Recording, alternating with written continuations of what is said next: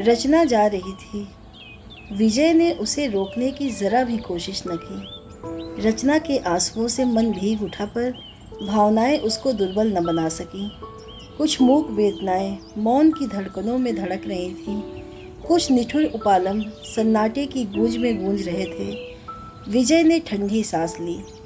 यह जीवन की इबारतें, शिलालेख सी पक्की इबारतें, क्या धो पोंछ कर मिटाई जा सकेंगी? किंतु निस्तार ढूंढना ही होता है।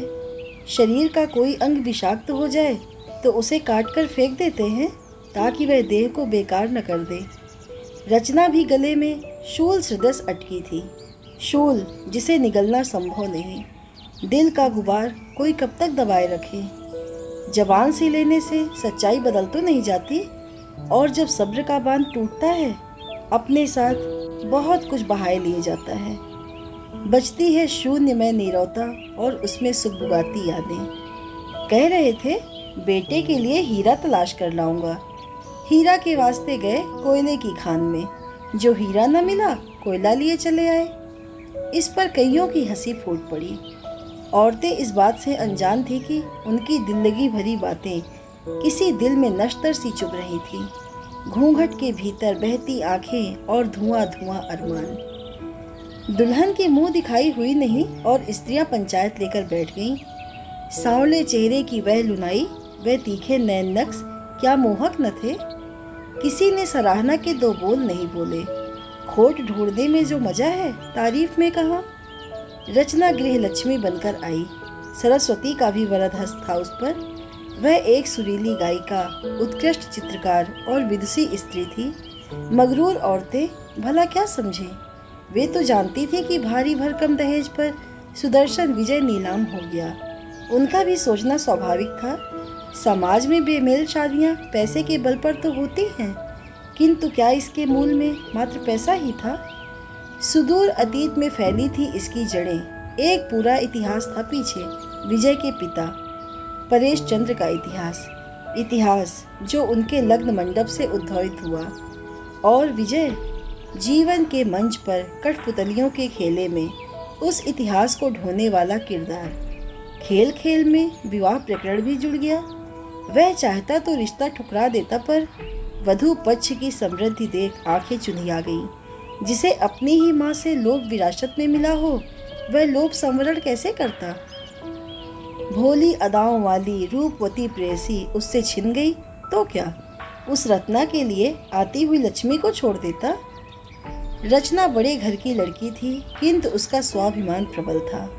जब उसके पिता कुछ देने का प्रस्ताव रखते, वह ना नुकुर करने लगती। यह बात और थी कि इनकार के बावजूद मैके से लक्ष्मी आती रहती। जो भी हो, धन का ऐसा निरादर विजय को रास न आता। रचना में आयु से अधिक परिपक्वता थी। पति के हल्के फुल्के मजाक भी उसे विचित्र लगते। उनकी किशोरों जैसी हरकतें, पैसा उड़ाना, दोस्तों के साथ दारू महफिलें सजाना उस पर नागवार गुजरता। वह विनम्रता किंतु दृढ़ता से इसका विरोध करती। धीरे धीरे पत्नी विजय की आंखों में चुभने लगी। वह मन से बूढ़ी मनहूस स्त्री, पैसे वाले घर से आई, फिर भी ऐश नहीं करने देती। विजय अक्सर रत्ना के ख्याल में गुम रहता और परेश बीते हुए पलों में। अतीत का वह फ्लैशबैक, जब सुमुखी के साथ फेरे लेते हुए उनका सर्वांग पुलक उठा। जागती आंखों के सतरंगी सपने, सौभाग्य कोपले हृदय की वंध्या भूमि में उमगती एक एक पल मायावी रोमांच से सराबोर। विवाह के कुछ दिनों बाद तक उनके पैर जमीन पर न थे। ऐसी सुंदरी पत्नी बिरलों को ही मिलती है। वह अनिद्य सौंदर्य उनकी प्रतिष्ठा को दमका रहा था, औरों को जलाकर। हर स्वप्न का अंत होता है। इस स्वप्न का अंत तो कल्पनातीत था। एक दिन दोनों लॉन में बैठे थे। सूर्य अस्ताचल को बढ़ चला और वे सांझ की सुनहरी परछाइयों में खो से गए। सुमुखी उनके लिए चाय बनाने लगी। चाय का प्याला बढ़ाते हुए बोली, यह क्या, आपने अब तक मुंह दिखाई का शगुन नहीं दिया? मुंह दिखाई? वे नासमझ बच्चे जैसा भ्रमित थे। अर्थपूर्ण दृष्टि से वार करते हुए पत्नी ने कहा, पहली रात मुंह देखकर एक छोटी अंगूठी में ही निपटा दिया आपने। बस इतनी अहमियत है मेरी? क्या कह रही हो सुमू? अरे हमारा तो जन्म जन्म का साथ है। हमारा दिल, हमारी जान सब आप पर कुर्बान। परेश ने बात संभालनी चाहिए, लेकिन सुमु नहीं मानी। उसने मुंह बिचकाया और पैर पटकती हुई भीतर चली गई। कोप भवन में जाने का यह पहला कारण नहीं था। सुमुखी अक्सर ऐसे बहाने ढूंढ लेती। जब घर में शुभ कार्य होता, मायके और ससुराल के रिश्तेदार इकट्ठे होते, कोप भवन में जा बैठती। पति को सताकर, उंगलियों पे नचाकर हिंसक सुख की अनुभूति होती थी। अपनी सुंदरता के गुमान में ससुराल पक्ष का निरादर करना उसके स्वभाव में था। वहीं नैहर वालों का स्वागत होता परेश से छुपाकर, उन्हें उपहार दिए जाते। गरीब घर की वह लड़की ऐश्वर्य और सुविधाएं देख बौरा गई थी। सारी सत्ता, सारा ऐशो आराम मुट्ठी में कर लेना चाहती थी। परेश चंद जानकर ऐसी बहू लाए थे जो सुमुखी से 180 डिग्री उलट थी। गंभीर मिजाज, औसत रंग रूप और समर्थ घर की उच्च शिक्षित लड़की। वह न रूप पर इतरा सकती थी और न उसकी सोच ही दरिद्र थी। सास जैसे दुर्गुण उसमें नहीं थे। सुमुखी जब तक जिंदा रही पति को प्रताड़ित करती रही। उसका त्रियाहट परेश को घर से, परिवार और बच्चों के सुख से दूर करता गया। उन्होंने अपना कार्य क्षेत्र बदलकर ऐसा कर लिया जहां आए दिन टूर पर जाना होता। सुमुखी से भागकर वे नित नई रमणियों का साहचर्य तलाशते। भटकाव की अंधी सुरंग में वे खुद अपना पता भूल चले। पति पत्नी के बीच मतभेद बढ़ते ही रहे। बेटी वैभवी के विवाह को लेकर दोनों में खूब घमासान हुआ। कह देती हूँ, तुम्हारे दोस्त के बेटे को दामाद नहीं बनने दूंगी। दोस्त के साथ मिलकर दबंगई करोगे, अंजाम बुरा होगा, देख लेना। सुमुखी अपने साम्राज्य में सेंध लगते देख न सकी। परेश भी रोज के नाटक से तंग आ चुके थे। उन्होंने तुरंत पलटवार किया। क्या कर लोगी तुम, बताओ? दुस्साहसी पत्नी ने मुड़ेर से कूदने की धमकी दी। अपने कदम भी वहीं ले गई। परेश के लिए नौटंकी नई नहीं थी, सो अनदेखा कर दिया। किंतु दैव योग से इस बार उसके पैर फिसल गए और वह तीसरी मंजिल से नीचे गिर पड़ी। भेड़िया आया वाली दंत कथा का यह अलग ही रूप था। दुनिया उनकी गंभीर भरी चुप्पी देखकर सोचती कि वे सुमुखी का शोक मना रहे थे, पर इसके विपरीत वह स्वयं को हल्का महसूस करते। जिद्दी सनकी औरत से पीछा जो छूटा था। विजय की बात दूसरी थी। वह माँ का अभाव महसूस करता। उन्होंने उसे लाड़ से पाला था, उसकी हर इच्छा पूरी की, सर आंखों पर बिठा कर रखा। वह अम्मा की सनक से परेशान जरूर रहता, किंतु उनका प्यार उसके लिए अनमोल था। माँ का वह दिव्य रूप रंग ऊपर वाले ने उन्हें फुर्सत में बनाया होगा। वह भी सुंदर दुल्हन चाहता था, ऐसी कन्या जो अम्मा जैसी आकर्षक हो पर उनसे हठी ना हो। भोली और बुद्धू लड़की जिसके पास लड़ने की बुद्धि तक न हो, जो बिना शर्त उसकी हर बात माने, उसे सबसे ऊंचा दर्जा दे। दुर्भाग्य से रचना उन मानदंडों पर खरी नहीं उतरी। वह माँ का लाडला, उसके अंदर का बच्चा। जब भी सर उठाता रचना उसे टोक देती। बचकानेपन से उसे विरक्ति सी होती। रचना जो भोली होने के बजाय परिपक्व थी, गोरी होने के बजाय सांवली थी, चाटुकार होने के बजाय आत्म केंद्रित थी। एक ना एक दिन कुछ अघट तो होना था। रचना के पिता की मृत्यु के बाद उसके घर से तोहफे आने बंद हो गए और समय समय पर मिलने वाले चेक भी। अब तो वह किसी काम की नहीं थी। दोनों के बीच टकराव होने लगे और फिर आज विजय वर्तमान में वापस लौट आया। रचना को गए 3 घंटे हो गए थे। वह खुद को ठेल कर उठा, नौकर से चाय बनाने को कहा। झड़ दिमाग में रत्ना का मोबाइल नंबर कौंधा और वह बैठ गया उसे फोन लगाने। दूसरी तरफ से कोई जगत बोल रहा था। आप कौन? उसने विजय से पूछा। जी, मैं रत्ना से बात करनी थी। मैं उसके पुराने ऑफिस का हेड विजय जवाब देते हुए विजय हकलाने लगा था। उसे लगा जगत रत्ना का कोई कजिन होगा। रत्ना ने बताया था कि वह संयुक्त परिवार में अपने चचेरे भाइयों के साथ रहती है। उसका परिचय जानकर जगत का रूखा स्वर कुछ नरम पड़ा। ओह, आई सी। How do you do Vijay ji? मैं रत्ना का पति। पिछले हफ्ते हमारा प्रेम विवाह हुआ है। प्रेम विवाह कहते हुए जगत की आवाज खदकने लगी। कोई जवाब न पाकर वह खुद बोलने लगा था। रत्ना फिलहाल बाहर गई है, उसे बता दूंगा कि आपका फोन था। इधर विजय के गले में मानो कोई भारी पत्थर अटक गया था। आवाज ही नहीं निकल रही थी।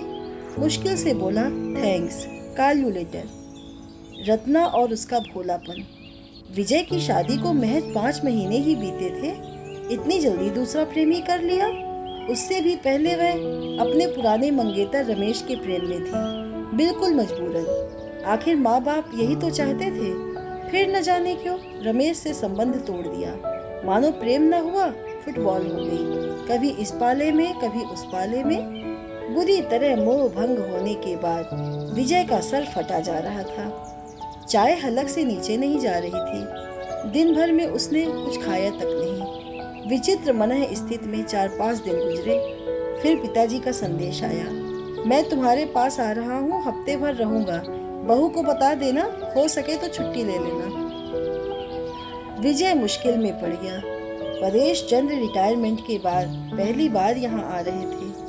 आश्रम जाने से पहले उन दोनों से मिलना चाहते थे। विशेष तौर पर अपनी प्यारी पुत्र वधू को आशीर्वाद देना चाहते थे। गुरु जी से दीक्षा लेने के बाद मोह माया के बंधन टूट ही जाने थे। बेटा बेटी से दूर, बहुत दूर चले जाना था। वे चाहते थे कि अपनी चल अचल संपत्ति दोनों संतानों में बांट दें, ताकि सांसारिक कर्तव्यों से मुक्त हो सके। ऐसे में यदि रचना उन्हें न मिली तो विजय का क्या हश्र होगा। कल्पना तक से परे था। अब तो एक ही चारा था, पत्नी को कुछ दिनों के लिए भुला लिया जाए। रचना का आत्मसम्मान इस बात की अनुमति तो नहीं देता, किंतु अपने प्रिय ससुर जी के खातिर शायद मान ही जाए। जैसे तैसे उसने खुद को तैयार किया ससुराल जाने के लिए। रास्ता 8 घंटों का था। कार ड्राइव करते हुए खासी थकान हो गई थी।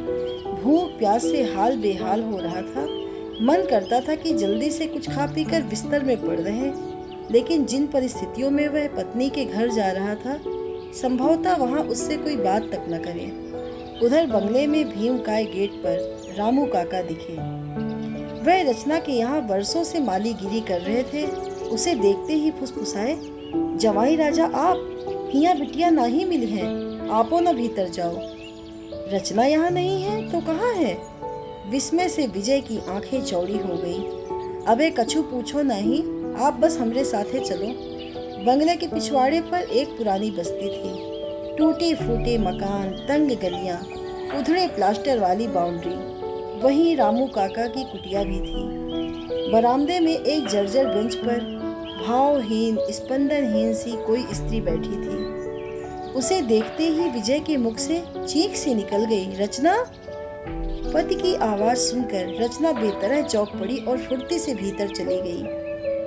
बाकी की कहानी रामू काका के आंसुओं और सिसकियों में डूबी हुई थी। आपो ना ही जानत जवाई राजा, रचना की अम्मा और भैया सब सौतेले हैं। बहुत ही चंचल रही हमारी बिटिया, माँ बाप की आंखन का तारा। ई चिड़ैया अस फुदकत गावत नाचत बंगले भरे में डोलत फिरत रही। अतप्ती शायद 6-8 साल की हुई। मेम साहब को मरा लड़का पैदा भवा।